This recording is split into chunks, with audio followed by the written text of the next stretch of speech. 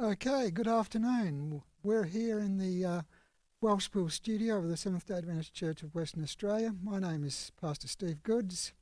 On my right I've got Peter Dose, our CFO. On my left I've got Pastor Brad Thomas, our General Secretary. If I happen to drop dead, Brad Thomas takes over for being the president of this conference. I just want to thank Dan Blaz, who's out in the bus, who's helping us today to answer the question. He's in the studio bus, and we've got Pastor Nat Tan, who's helping us with the questions. I just want to thank you. We know that some people wanted to have some questions. I want to thank you for joining us today. I want to ask in a very special way that, just bow your heads. We're going to start with a prayer. If you just bow your heads. Father, we thank you for the faithfulness that you are to us as our Heavenly Father. And we thank you that we can trust you at all times. I want to thank you for people who are able to assist us in technology, Dan and Nat. I want to thank you that we can come into your presence and give us wisdom. We may have some answers, we may not have answers for some questions as well, but we thank you for the interests of our church members, and we pray that you'll guide us in this time together in Jesus' name. Amen. So just before we go to questions, just going to let Pete and Brad just give a little summary of what's happening in their space, and I'll just want to mention that lots of ministry is still happening around our conference. Thank you to the church members and pastors who are engaging in prayer meetings, in Sabbath school lessons via Zoom, in phoning, in sharing of resources, in helping their neighbours. Lots of different ways of people helping. I'm just going to go to Pete first of all, just to talk briefly about the area of finances. Thanks, Pete. Yeah, thanks, Steve. I guess there's been quite a bit of focus on finance, obviously, over the last few weeks because of what's happening in the economy and what's happening with the coronavirus and the impact that that has had on not only the conference, because we've cancelled events and churches have closed, making it more difficult for each of us to be able to give money and participate in church life in that way, but also, I guess, in people's lives. I know a number of people who've been personally affected by some of the economic slowdown that's happened as a result of the virus, and we know that at the end of the day that also affects our ability as a church group and as a conference and local churches to be able to do ministry using finances and money. Having said that, what's really interesting is that for the period January to March, now the way we work in the conference is we're a little bit slow sort of finalising all the numbers because we rely on every local church to be able to get us data. Yep. But certainly we know that last week we finalised the March tithe numbers, and it's looking like tithe for the start of this year is actually a little bit up on last year. So about 2.4% up, yep, which is very good news. And so, yeah, we feel very blessed by that as a conference. What we're unsure of is the impact that that's going to have into April, possibly May, and we're not sure. None of us, I guess, are really sure how long this is going to go on for. As a conference, I believe we're in quite a strong position to weather these sorts of challenges financially. We've got reasonable amount of reserves. Our executive committee and our board have been doing a very good job over the last few years to make sure that we try and break even from year to year rather than making deficit type budgets. So that, we've been quite careful with our spending over the last few years. And so going forward, we're keeping a careful eye on what's going on. Yep. attempting to respond appropriately to any sort of indication that our finances need readjusting and changing. And we've made some small decisions in that space. But certainly at the moment, things are looking okay at the moment. We're engaging with the JobKeeper program that the government rolled out. And we believe that will also be a part of the equation to support what it is we are wanting to achieve, to be able to support ministry in WA going forward financially. That's good news, Peter. Just before I throw to Brad, if you wanted to ask a question, if you go to the right, to the live chat function, it's on the right side of the live stream, you can put your question. Before you put your question, we'd like to know your name and what church you're affiliated with, and we'll try and answer your question, but you could also say who you want to answer your question. If I don't know the answer, I'll handball to either of these guys, so they'll get lots of handballs coming their way. But yeah, we're really keen to have you put your questions up. We'd love to know who you are, what church you're from, and who you'd like to answer your question as well. Pastor Brad, just tell us a little bit that's happening. Even though COVID-19 is here, there's still lots of work happening. So perhaps if you just fill us in a little bit what is really important for our people. Yeah, sure. Firstly, I've just been absolutely amazed, Steve, at how well our local churches have responded. We woke up one morning and the world seemed to have changed, and God's people responded. I think it was you that first said that the church building is closed, but the church is still open. And that's been a real blessing to be able to watch and see. It's been great to see that our church members are willing to abide by government guidelines, and I thank everybody for doing that. That's an important step it's a part of our social response. Yep. To be seen as acting appropriately. Because the world did change and because we are doing ministry differently now, sometimes other things have to change with that. So we're working in the virtual space a lot more now. Local churches are doing that. We still maintain that we want to be the safest organisation that we can be for children and for vulnerable people. And AdSafe have really helped us out in that regard. And today they've released some guidelines, which all of the pastors have already, which help us understand better how to promote a safe place for children while meeting with them in a virtual space. I know a lot of churches are doing Pathfinders and Adventurers, doing children's Sabbath school via Zoom or via other electronic means, and so that's just been a real blessing to see. We've had some difficulties. We've unfortunately had to make the decision to close our campgrounds down. The restrictions that the government put on travel has made that necessary. We're looking forward to being able to reopen those as soon as possible, and we're actually exploring other ways in which to be able to have them be financially viable during this time with local governments and with the health department, but as of yet they're still closed. So please pray for that, because we want to be able to open them, and I want to thank our campground managers and thank the staff that work at our campgrounds for the time and commitment that they have put into our campgrounds. We're very blessed to have them. Good stuff, good stuff. So we know we've got different people watching. We've got our first question from Ross Craig, who's our pastor at Manjimup, Boyup, Cooleycup and Katanning. And he asked this question: now with 10 people groups allowed, can we use church for small groups? Certainly with the number 10 now, you can certainly hold small groups. Our suggestion is that because they're not allowing churches to open for worship, we're better to run the small groups in people's homes or in parks or other buildings. We're fine with that. It's just a better way of handling it. In the future, we expect our buildings to be able to be used again.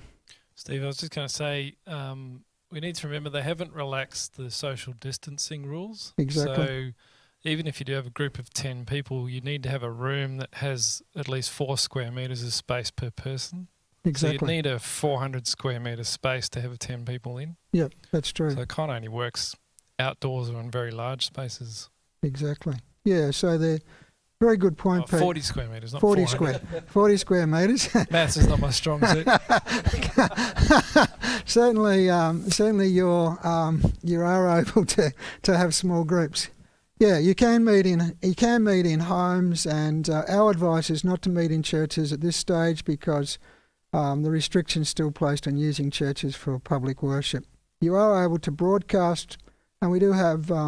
I know some churches around Australia using it to broadcast radio programs, and I know some of our churches are using it to do live stream TV programs as well. Okay, thanks, Rob. So I think we've answered that question, Robert, and also Ross. So thank you for your questions. Any other questions we're happy to take? We'll just take it as they come. What's going on in your space, Steve? In my space, we are connecting with pastors. I'm connecting with pastors. We had a meeting yesterday. We shared a little bit about the coming evangelistic program, which starts on May 8th. That's Pastor Gary Webster running over the weekend 4 programs, which we'd encourage people to be able to download, share it with friends on Facebook or whatever the social media you use. And then following that, there's a longer program. And I've just had a brain fade, Brad. The guy from It Is Written America, whose name is John Bradshaw. So that's going to be coming up as well. I'm really keen to see that involved. Okay, I've got a question from Brendan. With respects to JobKeeper for employees of the local church, such as cleaners, if successful, does this mean the conference covers the cost of the employee? Pete, I'm going to throw to you on that one. So the answer to that is yes and no. No, the conference doesn't cover the cost. Yes, the government will cover the cost of that employee. In addition to that, most of our cleaners and employees like that are probably earning less than the minimum that we need to pay with JobKeeper. Yep. So not only will the government cover their cost, but they'll also give them a little pay rise for 6 months, up to 6 months. Yep. Oh, that's a really good news. Yes. So yeah, we won't be charging wages to the churches while ever we've got JobKeeper covering their costs. Now, yeah, so we're not sure at this stage, Pete, whether we're qualified, but there's a good opportunity to at least go for it, isn't it? Yeah, so we're in the process of enrolling for JobKeeper. I'm chasing the camera now, sorry. We're in the process of enrolling for JobKeeper as a conference. That involves a fair bit of paperwork. We have to get all of our employees to sign paperwork. And then we have to set our payroll system up to run with it, which we're in the middle of doing right now. So we are in the throes of doing the JobKeeper scheme, if that makes sense. So I think this is a follow-up question for you, Pete. You might want to answer that one. How does JobKeeper work? Quite simple. So the government gives an employer $750 a week per eligible employee for a period of 6 months that began at the start of April. And the employer must ensure that every employee is paid at least $750 a week for us to be eligible to receive the money from the government. If we are paying people more than that already, then the employer receives the money essentially as a government subsidy to assist with the cost of payroll. Some people may have questions about receiving government money. Pete, our attitude has been that this is a short-term thing. It's not tagged. They're not telling us what to believe, what to do. It's just helping people out, and we're keen to help people working in churches as cleaners, as Bible workers, as pastors and other staff we employ, campground managers, etc. It's worth also saying, Steve, that the reason we are applying is because we are looking at a drop in the revenue stream that the conference will see in the month of April. A big part of that is because our campgrounds have closed, and also because Easter camp didn't run. So we lost the opportunity in terms of revenue. We lost the opportunity for the fees and camping income, as well as book sales and other things that happen at Easter time. Yes. We're also expecting tithe to probably fall, and we don't know by how much, but at least by a small amount, which is combined, those three or four things are enough for us to qualify with a 15% drop in projected revenue for April. Yeah, for sure. So, Brad, I'm wondering if you're a member there at Bickley. Would you mind reading Gordon's question, and I'll have a go at answering unless you've already got an answer for him. No, sure. Welcome, Gordon, from Bickley Church. He says, will the online evangelistic program be broadcast on Hope Channel and or 3ABN for those who don't have the internet? Yeah, so Gordon, I don't have an answer for you on that. It is going to be broadcast on the internet, but I will find out for you and I'll let you know. That's the best I can give you. I certainly know that, it's a possibility. I'll talk to my team over East and find out for you what the story is on that. That's all I can say. Okay, Mary has got a question. Mary Sexton from Manjimup. Hello, Mary. Will all pastors and conference staff continue to be employed at this time? Peter? Or Brad? Nope. At this time, nobody has been stood down. So everyone with the exception of some of the church cleaners. So when churches closed, we worked with churches on deciding whether or not they wanted to continue employing their cleaners before we knew more about the JobKeeper thing. Anyone in that situation, we will stand back up, for want of a better term. Yeah. And we'll be using the JobKeeper money to keep them on the payroll. Yeah. We also have asked some staff to take excessive annual leave as a way, if there hasn't been enough work for them, I think the government term it meaningful work, and they've got excessive annual leave. We have asked them to take that leave at the moment as well. And that's just part of us working together to try and maintain as much as we can for as long as we can. And I would say this, Mary, that we're watching what's happening with our own finances. We will be guided by our board of directors. If a lot of people have lost jobs, we're just not sure what the tithe outcome will go forward. And we'll just monitor it. And if people, we're not aiming to stand people down, but things could go whatever way. We're not sure what the future holds. Robert's got a question. With up to 10 people allowed, will the ABC open to allow limit amount of people visiting ABC inside 10 people at a time? We haven't actually considered opening our office yet, but it's something we will be considering as the regulations, I suppose, loosen up. We're certainly we're beginning to think down that line, Robert. We haven't made a decision as to when yet. We're just waiting on where the government's at. And Peter, I don't know whether you want to add anything to that. I was only going to say the challenge with the ABC is that it's also part of the office. So we've got an obligation, obviously, to keep office staff safe and healthy. If the ABC was a completely separate sort of shop, standalone, it might maybe a different sort of question. But I think until we open the office for general public, it's difficult to have the ABC open without the rest of the office being open. And I think, Pete, you could just mention the ABC has been doing fairly well in helping people in buying books and materials. It's a good point, Steve. The ABC is actually still open for business. We've got customers swinging by every day. You can drive into the car park, give us a call. We'll meet you at the door. Let us know what you're looking for. We've also got a very good online store, so jump online, browse the stock, come down and pick it up if you want to do it that way. Yeah, you're right. And I was going to say exactly the same thing. As an employer, we have an obligation to our employees to keep them safe. If somebody is to contract COVID-19 whilst at work, then that becomes a workers' compensation claim. And so we take the safety of our staff very seriously. And while it might be a case of we can have 10 people in here at a time, throughout the course of a day, our staff could be introduced to hundreds of people, potentially. Yeah. So we're definitely watching that space. It'd be fair to say that we haven't reopened our office yet, but it will happen eventually. We're not sure as to what the time. Ross, you're good at asking questions. Are our schools looking at following the government guidance or use distance education format? So both you gentlemen have got kids at school. Did your kids go to school today? Mine stayed home and did online learning. Yep. They're at Carmel Secondary. And my kids are at Lansdale Adventist, and they went to school.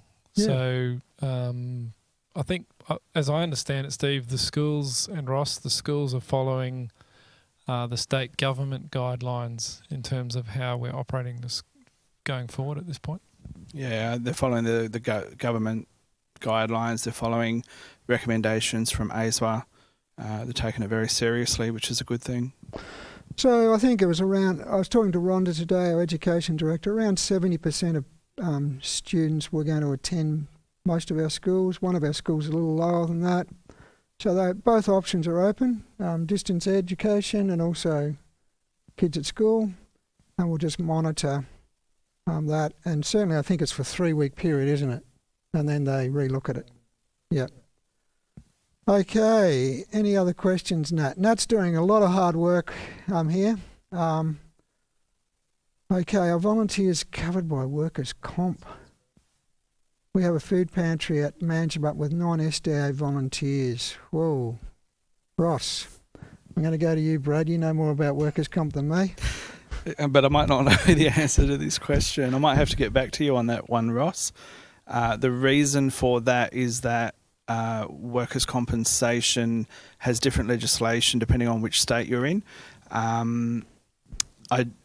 I do believe that volunteers are covered under workers' compensation. I could be wrong about that, but I'd need to look specifically at the example that you've given there to figure out whether it would be the case or not, so I can endeavour to do that for you. Good question, Ross. Thank you. Most of our questions are coming from the south, a few from the city. I don't know how many people are viewing this, Nat. Only a few, isn't there? Nat will tell us. 60. Oh, well, that's good. Thank you for taking the time to talk to us. We really appreciate it. Yeah. What else is happening around our conference? I've got to say that lots of churches are engaging. We know Ross is talking about the food pantry. There are other, I know Robert's church at Belmont are also offering food, in packaged food for people can come and get food. I know that Lauren Pratt's church at Swan Valley is doing their food program in Midland there, and I believe that Osborne Park is still doing work in that space as well. So that's really good news. I've got a Dorothy Dixer for you, Steve. Go for it. What do you see in terms of change going forward in the way that the church operates? And I'm probably thinking of the types of things that you get involved in, and the union and the division and the general conference. Do you see that this has created an opportunity for change in the way we do things? I certainly think, Peter, there is a huge opportunity for change. I'm going to start local to start with. I think locally, in local churches, people are already discussing how they may do board meetings, business meetings differently using electronic media. I think also in terms of staying connected with one another, people are realising how important that is because we can't meet together. So I think that certainly even running Sabbath schools, looking at how we could do that better, looking at how to use online material for evangelism, I think is a really good way. In terms of the way we're running things, I think we may not fly as much as we used to, which will be a good thing. In terms of, we've worked out that Zoom meetings work okay. Long Zoom meetings are not great, I've got to say. 8 hours of a Zoom meeting, I've had enough, I can tell you.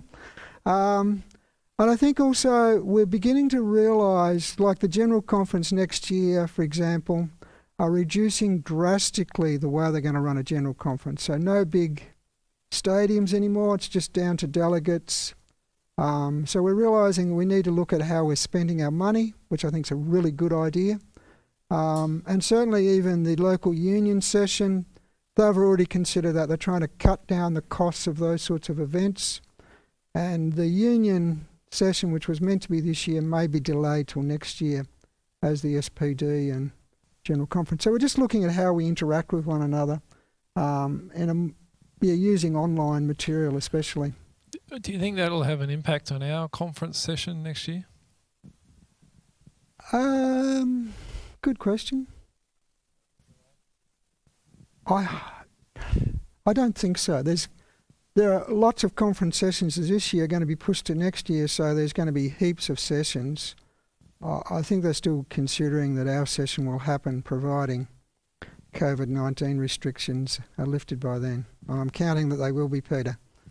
Steve, Jeff wants to know about software security breaches with Zoom. Who's the expert on that? Brad's got I don't know if I'm the expert, but yeah, it is true that Zoom, if you don't take extra precautions, can be prone to security breaches. The best thing to do is to always ensure that your Zoom meeting is password protected. You can take further steps if you need to by allowing authorised persons to be able to enter the meeting, and an authorised person has to log into Zoom with the email address that you have signed them, that you've sent the invitation to, and then when they connect they still have to put the password in. But for the most part, using the password is more than enough. I would also encourage people not to promote a meeting ID in a public place.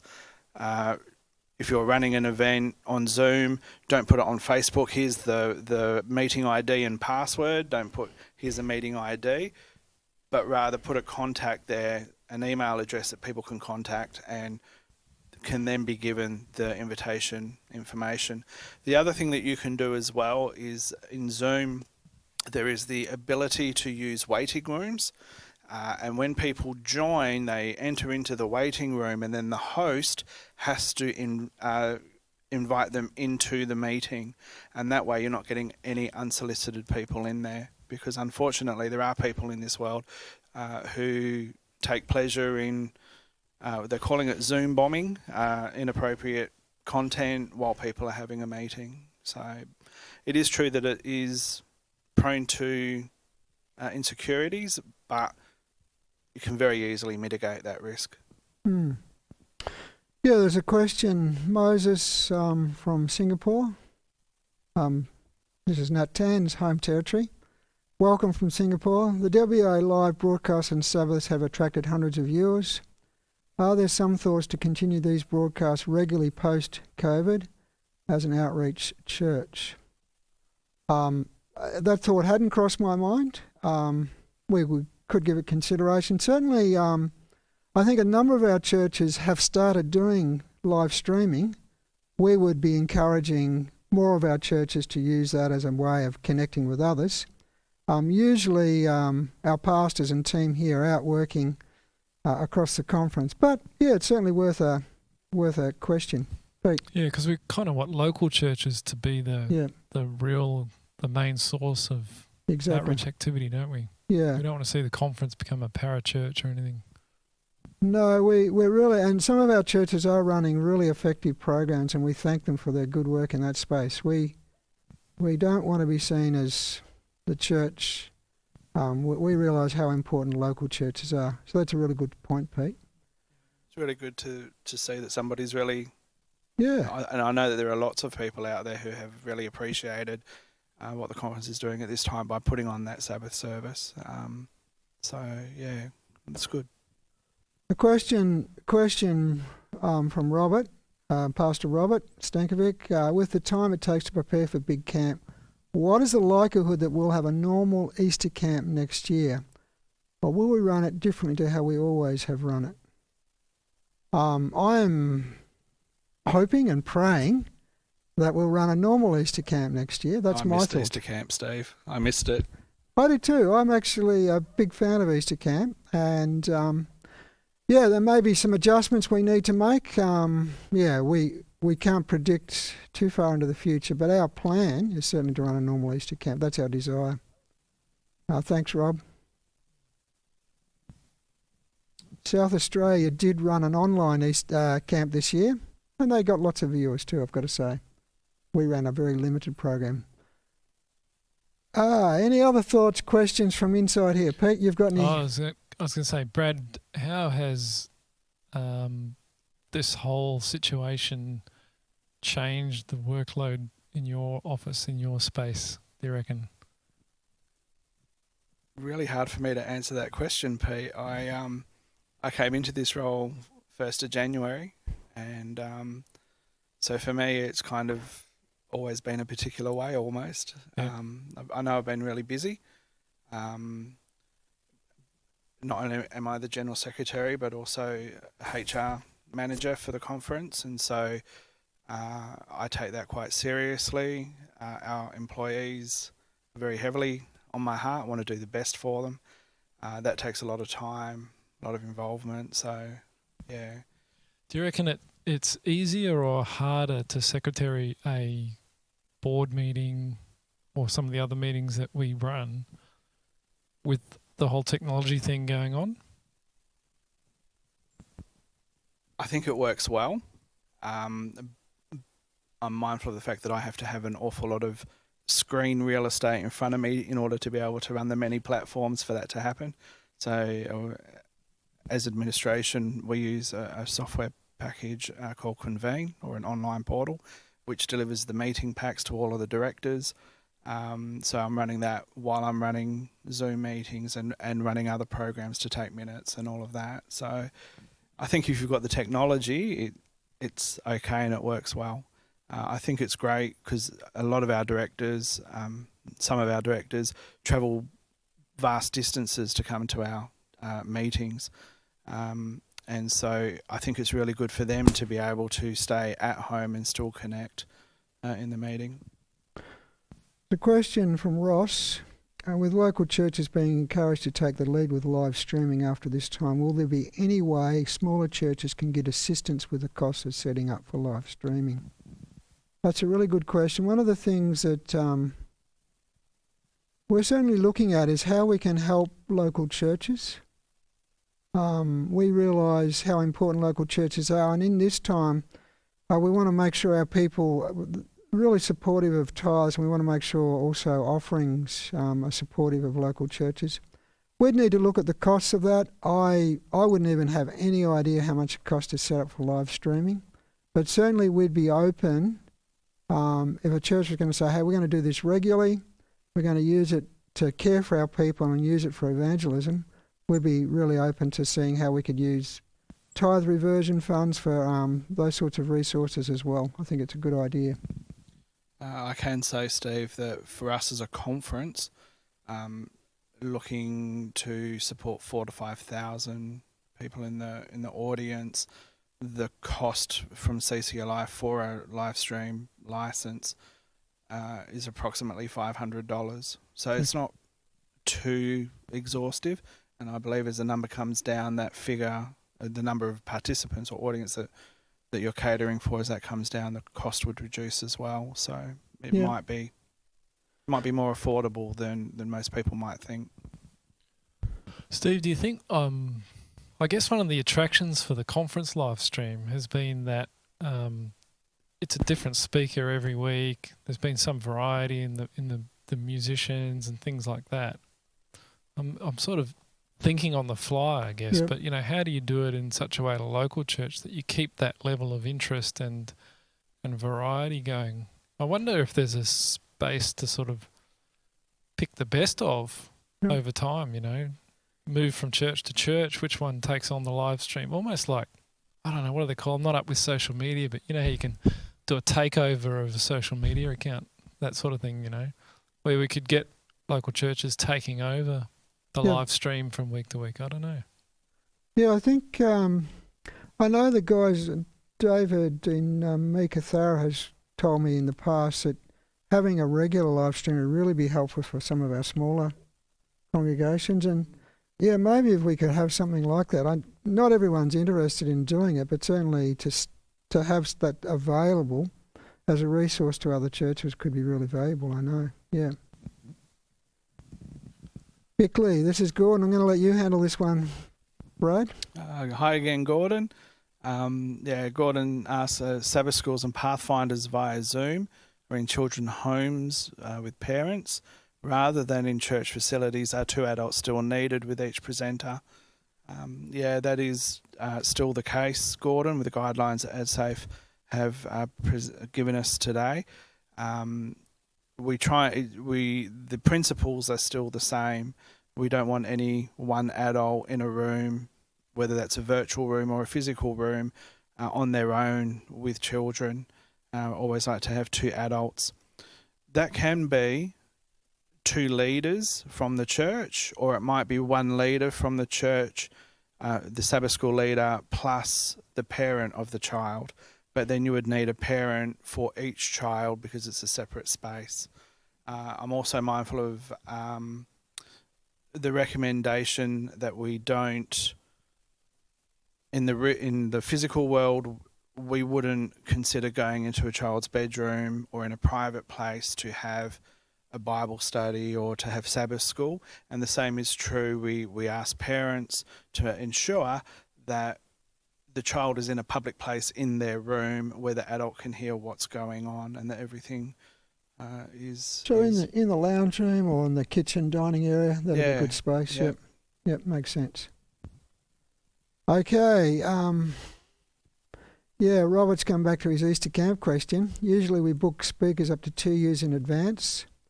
How will COVID-19 impact present planning for next year's big camp?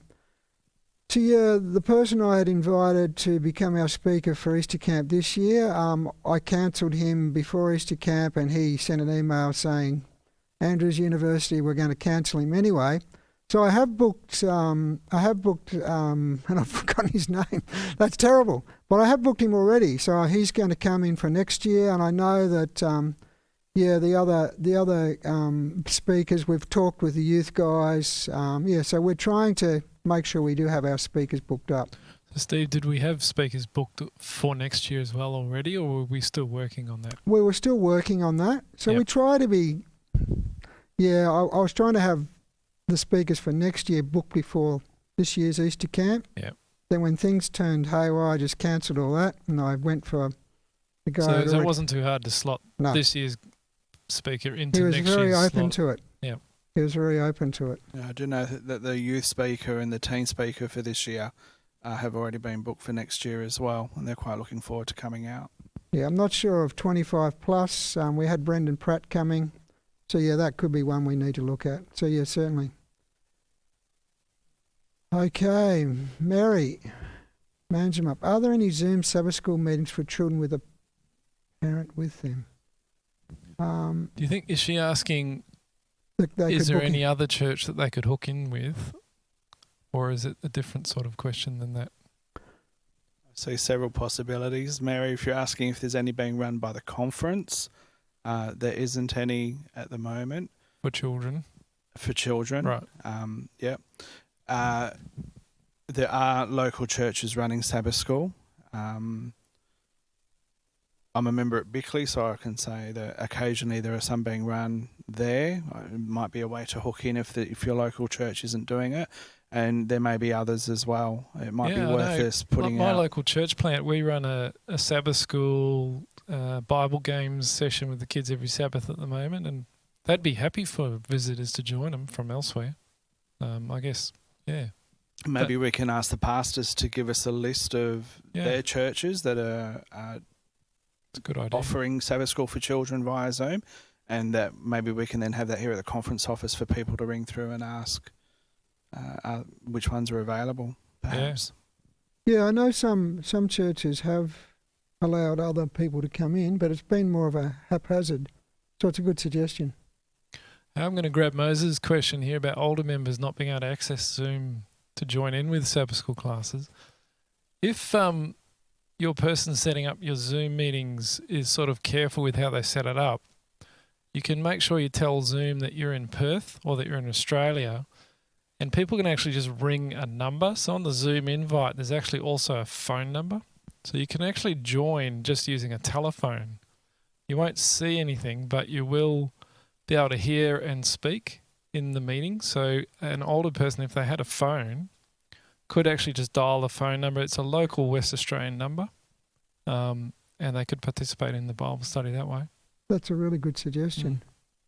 I know and this isn't in Western Australia, my parents are 91 and 86, they don't have Zoom, and they're not doing that, but they have church members regularly contacting them, which I really appreciate, and doing, even doing shopping and other activities, but yeah, just connecting with them, praying with them. So it's not the same as Sabbath school, but they really are appreciating people keeping in contact with them as well. But I love the idea of being able to join via phone.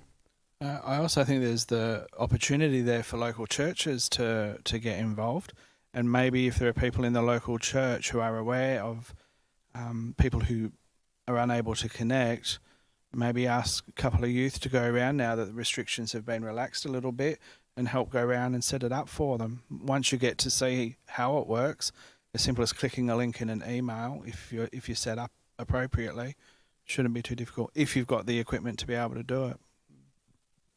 Or if the weather's fine, hold Sabbath school in the park, under the trees. Bring your own picnic chair. Yeah, Robert's got a third part to his question. If COVID-19 doesn't ease up, and certainly listening to our Prime Minister, international travel may not be open. Not sure. Certainly it's going to be opened up a lot later. Overseas speakers, do you think it's worth looking at local pastors as speakers? Absolutely. I'd be very happy to use local speakers. I've kind of developed a little bit of a policy that we have an international speaker in the big tent, and the following year local. Now, it hasn't been local pastors, but we've used George last year at camp, and I was going to continue that. But certainly I know many of our pastors in this conference are great preachers. Not talking about the president there, but others in our conference really do appreciate their speaking. And so, yeah, that's certainly a possibility. Camp in the end, while we love different speakers, I think there are plenty of good speakers in our conference.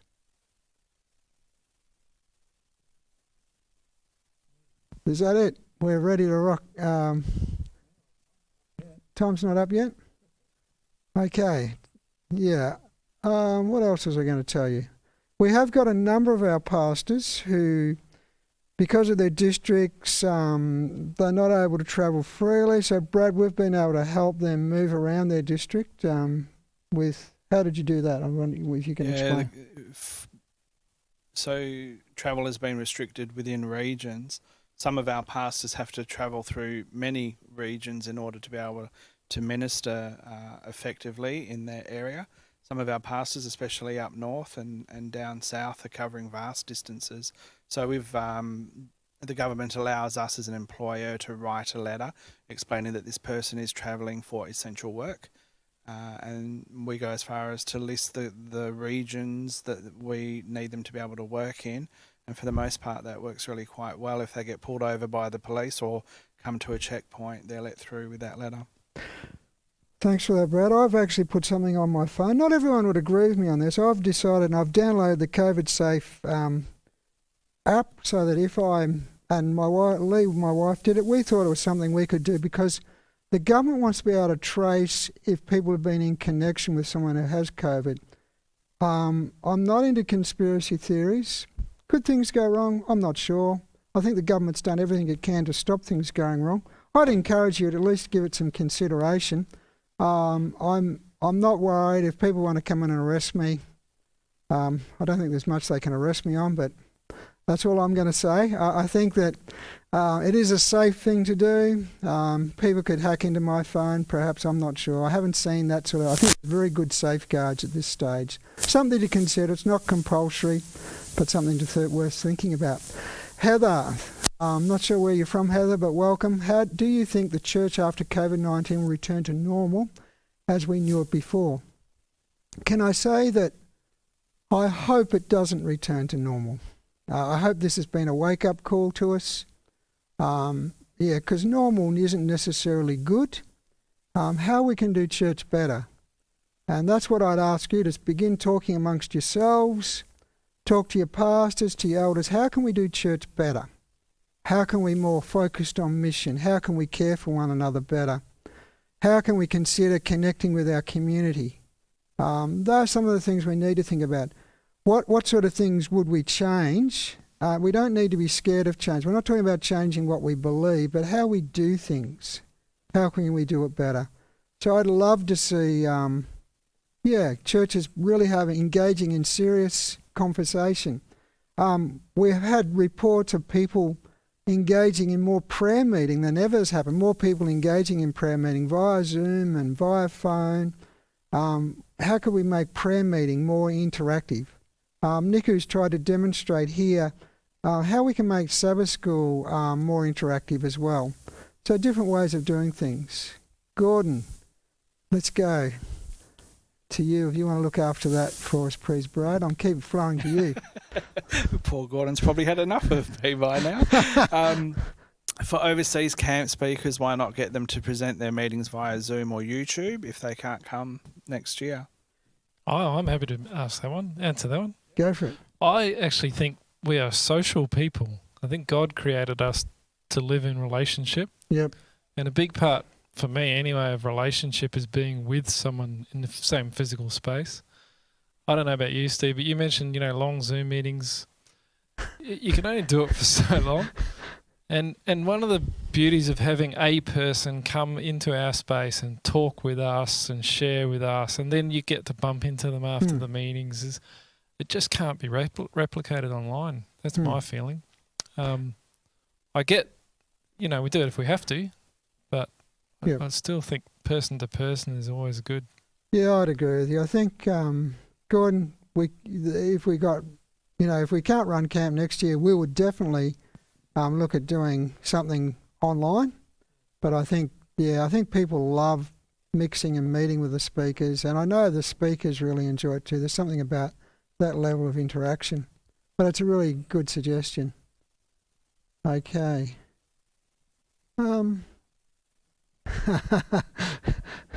Thanks. Nut's giving us a hard time. He's sitting there looking very happy with himself. But, if you've run out of questions, I don't aim to make it go too long. I was just thinking, Steve, what do you think the next big things are for the conference going forward?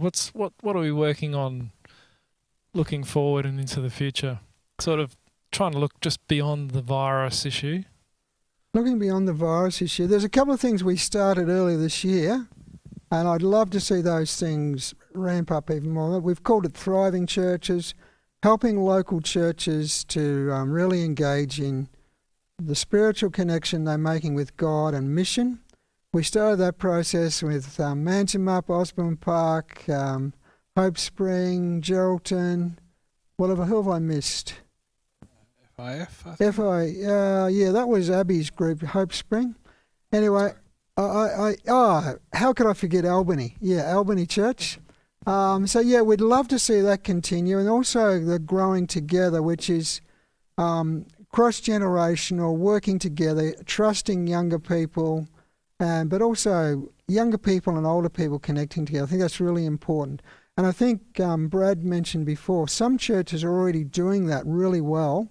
And in the COVID space, young people are helping older people, and I think that's fantastic, being an older person myself. You got another question there? You read it out, Pete. COVID has increased awareness of meat alternatives. Good opportunity to ride on this awareness for our health food industry. Any thoughts? Yeah, certainly. I know that Susan has been selling more health food. And I know I read an ABC report, and it just had this comment. And I'm not here kicking people who eat meat, certainly not. But that certainly the comment was that the worldwide population desire to have more meat, and this person was making the comment has actually caused the COVID program there, because they're believing that eating meat from wildlife meat, I'm just going to say that, I'm not sure what sort of wildlife meat it was, there are all sorts of stories out there, has actually caused the problem. And they were suggesting as well that eating a healthier, not so dependent on meat diet's a really good thing. And I think we need to present it in a positive way. There's something about our health message is really positive. Sometimes we present it in a way that isn't positive to people. And we're not here as vegetarian Nazis. I certainly have been brought up as a vegetarian. I think it's a fantastic lifestyle, but it's not for me to pick on other people. But I know that Lee and myself, when we go grocery shopping for quite a long period of time, it was very difficult to buy beans and lentils and chickpeas because it just seemed to be going out the door really quickly. So we've been drying the dry products, and we've been using our old steamer. What do you call those things? Pressure cooker. It's fantastic. Saving lots of money. You can eat lots of chickpeas, guys. Love it. It's fantastic. You want to look after the Pilbara there, Brad? Yeah. Hi, Malcolm. Malcolm asked, with the lifting of some of the restrictions, can we give rides and cars to other people who need to travel, e.g. from Karratha to Headland? Look, I think you can, as long as you're both healthy and well, and I wouldn't have a crowded car though. If you could, like Brad and myself travelled in the car. We certainly made sure we looked after our hand hygiene. We're both healthy. You just got to be careful with it. That's all. At this stage, I'd say be careful, but limited numbers. You'd probably want to know who you were taking, Yep. wouldn't you? Maybe not picking up hitchhikers or random strangers. And I'd also be having the conversation with them, just asking them, do you feel healthier? Like, are you feeling unwell? Do you have any symptoms? Have you been in contact with anybody in the last 14 days who's tested positive Yep. for COVID-19? Absolutely. Daniel, I think this is Pastor Daniel. I think it is from Pastor Daniel Salazar from Mandurah. Will there be a repository of new strategy discovered and found effective during these restrictions in terms of better fulfilling our mission as a church? I know that locally, Pastor Mike Robinson and Niku are looking for those sorts of things. I know our departmental guys are putting resources out there. Found effective though, that's a kind of a longer term thing, so lots of ideas being tried. And I know that Australia-wide ideas are being shared because the first Zoom prophecy seminar was run, and we've got a number of people trialling that now. Who'd have thought we'd run a Zoom prophecy seminar, but it's having some success. So yeah, I think we've got to think outside the square, and I think when we hear about those things, we want to share those on Facebook. We've talked to Nat about that, and we just want to be able to share ideas that are working well. Certainly up in Broome, if I can share an idea that may have gone on Facebook already, Jody and her team up there, Pastor Jody, did these Easter packages where they delivered to their neighbours and had a really positive response. They were connecting to their neighbours. I was going to sort of ask similar questions, Steve, like have you heard any good stories? And along that line then, Easter's come and gone, but is there another sort of special day? Anzac's just come and gone. Yep. Is there another special day that maybe churches could be planning for to do something different given the current situation we're in? I think, is it Mother's Day that's Mother's coming up Day next? is coming up second Sunday in May. So that's a week and a half away? Week and a half away. I know Peroska's coming in here. She's going to be preaching that day, and she's going to be running on the family Mother's Day theme. I think something for mothers, churches. I know just letting people know in the community, hey, we do care about mums. Here's an idea. I think, ideas could happen in that space as well. Just thinking about our Connect magazine, we're actually looking for God stories. Like to be able to read about how people are doing ministry differently and the results that they've had from that and how people's lives have been changed. So if people have got any stories like that, please send them to us here at the conference office, and maybe we can share that information for others to think about as well. And all of that feeds into the narrative then. Once this is all finished, we can look back on what worked well, what didn't work so well, and it will help us to be so much better informed for the future. Absolutely. Okay, Nat asked a question. Pastor Nat Tan, our conference communication director and also chaplain at Vic Park School. What lessons have you, as administrators, learned since COVID-19 restrictions have limited our ability to operate the usual way? I'm going to get an observation from each one of you. I'll give one in a moment, but Pete, you want to go first? That's a very good question because I don't have a very good answer for it. I think we were very reliant on people collecting tithes and offerings. Now, we don't want to say we're not here talking about money, but certainly I've been impressed with how people have taken on e-giving. That's true. I mean, I guess the answer that came to my mind was sort of along the lines of we've kind of just learnt the obvious lessons. Yep. You know, you tend to get really busy doing the, keeping the wheel turning. Yep. And you forget some of the obvious stuff. I know my team, regular meetings, like we're meeting up on Zoom every day. Yep. And you kind of go, oh, this is good. Why haven't we been sort of just catching up a bit more regularly? But you don't. You just get busy. E-giving, it's been around for a while now, but I guess it's an opportunity to say, oh, actually it works, and people sort of engage with it when they need to. So when I go back to church, Pete, and I've given my e-giving on Friday night, I know. The offering bag goes past. What am I going to do? Tap the bottom of the bag? It's very awkward, isn't it? Because I've already put my offering elbow, fist bump, I don't know. There's for a little bit of time now, there's been talk about creating a little card that you could sort of just pop in to say, hey, I've already given by e-giving. None of it's really taken off. I think nobody's got any good answers to that yet. I have heard a radical suggestion, Steve, and that is that we could do away with offering bags. Because in reality, and I've heard a pastor, not of our church, say this, that, I don't need your spare change, I need your systematic giving to be part of your worship life. And in fact, that's true, and e-giving does allow us to do that a lot easier. Yeah. But the idea of reaching into my pocket and just grabbing whatever's there is probably not quite the generosity thinking that Jesus was talking about either. Yep. There's kind of a balance in that, though. There is, I know. And offering bags, sometimes it's tempting just to throw a few coins in, isn't it?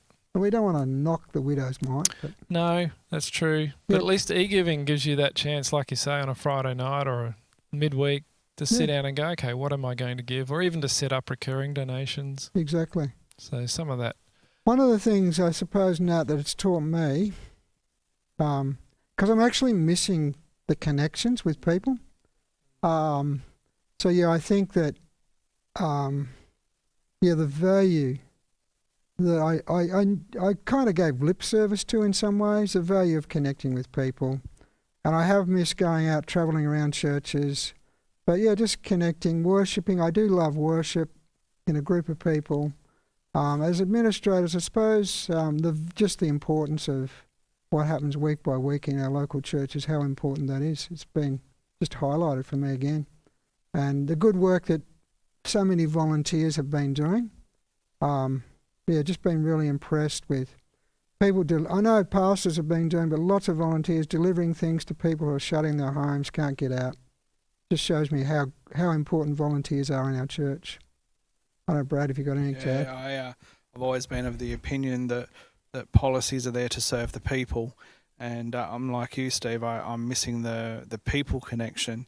We're developing new policies to help our staff deal with this in a systematic way. We're trying to provide them with the resources that they need, looking out, trying to make sure people are abiding by government regulations and laws and what have you. What I'm missing the most is the people. And I do look forward to the day that this is over and I can go to my church and worship corporately with people as we sing and what have you. Yeah. Zoom is great for the message. I'm not a good singer. I'm the first one to admit that. But I look forward to the day that I can go back to church and I can sing my praises to God as well. A question. This is the last question from Robert. Would the administration team consider doing Q&A on a quarterly basis? Is this the last question from Robert or just the last question? I think this is the last question. All right. Okay. Just want to get that clear. Yeah, we do these when we go out to country churches, a Q&A in the afternoon. But I'd be open to it. Yeah, I think it's, apart from the fact that there's nobody out there, it's a bit boring in here with just the three of us. No, I think it's a good idea, Steve. It's great that we've had people from further afield join in with us. Yeah. I think it'd be really good if the people out there can give us some feedback. If they think that it's a worthwhile venture, then perhaps it's something that we consider for the future. If you think it's a waste of time, let us know as well. We can take we can take it. We're going to close there, guys. And I'm going to, Brad, would you mind closing in prayer? I want to thank Dan in the bus. I want to thank Nat. I want to thank you who have given the questions. And yeah, Brad, if you'd close in prayer for us. Let's pray. Dear Heavenly Father, I just want to thank you so much for the church members here in the West Australian Conference and further afield, Lord. Thank you for the blessing of technology at this point in time. I'm mindful of the fact, Lord, that if we had to isolate back when the Spanish flu was around, we wouldn't have been able to connect as easy as we are at the moment.